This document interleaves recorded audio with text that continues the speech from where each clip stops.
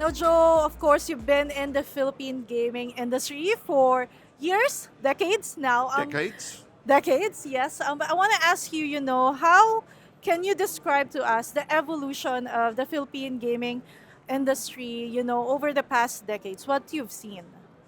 Well, what we've seen is, originally um, the only operator here was PAGCOR, and that went on under the original uh, congressional charter that PAGCOR operated under.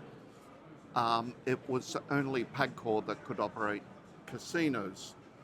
After 25 years of operation, um, that that franchise went back to Congress, and it included the ability to license casinos.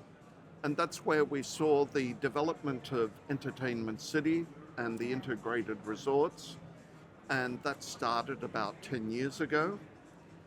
Um, then we saw the introduction of sports betting into the properties.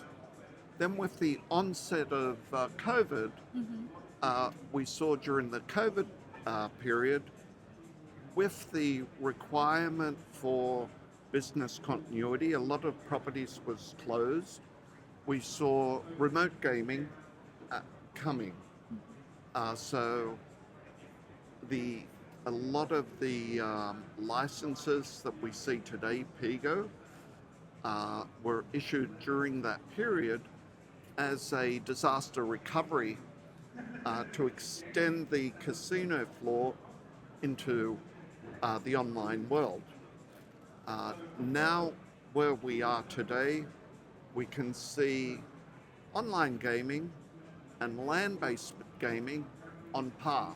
So Mm-hmm. revenue from the two is now on par, Yeah. and over the next year, or even over the next 6 months, online is going to surpass land-based. Um, we we see new games and PAGCOR supporting the development of new games and new product. Um, and it also gives the ability for, let's say, um, entertainment city properties to use the online as a marketing tool to reach across the Philippines. So would you say that there's really the shift in terms of, how customers or our target market basically want to play? And I want to talk about also the integration of land-based and online. How do you see that happening? Well, now we're seeing a important bridge Okay. between land-based and online, um, and the integrated resorts. They need to embrace that bridge um, to remain viable over the next few years. So, the properties here in Entertainment City, they not only need to embrace online gaming as part of their operation, but they also need to look at investing in games, investing in development, looking at their platforms. Do you now have a casino management system that handles land based and a platform that provides your online services? Do you integrate the two? Slot machines, do you extend your land-based machine to the online world? Tables, are they extended to the online world? Your your marketing, um, you need to rethink your Yeah. marketing on because you're across now both online and land. Your marketing department has to look at things like affiliates in the market. How do we deal with those?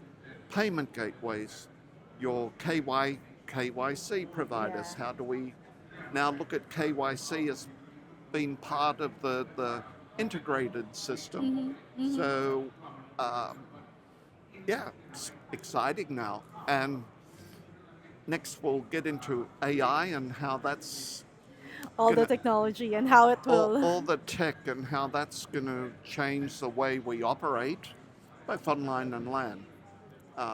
Not only for blockchain and cashless, even things as using AI to develop games, using AI for emotion detection. Yeah. You know, are your players happy, sad, stressed? Using these emotion AI tools in responsible gaming to detect whether someone is stressed or fatigued or should there be intervention. We have those tools available now. Right. So many things to consider this in integrating both land-based and online. And I know, I'm sure you know the trend, like the integrated resorts in the Philippines launching or having their online version, their online platform. Now, Joe, my final question would be about responsible gaming. How important is this in the industry? How important that all gaming firms, both land-based and online, have responsible gaming in the core of their operation? Uh, because we are in the entertainment business, so we provide entertainment. We're not here to stress or fatigue or cause marital problems. We need to be able to identify um, any problems. Uh, we need to be at the forefront as operators. We don't need regulators or governments to implement regulations. We should be the ones at the forefront. Not only responsible gaming, but sustainable gaming and having sustainable products. And this will come probably in the next year, where, years ago it was important to take lead out of our circuit boards and not have lead. But in the manufacture of machines, tables, you know, we need to be able to use sustainable products which will help our land-based um, customers meet their sustainability targets. Yeah. And that's coming up as well. But with responsible gaming, there's a lot of tools available to us today. I mentioned emotion detection. Yeah. Um, that's uh, one exciting tool that's coming about now that can really help properties um, activate their customer service to go down to these players and see if they need help.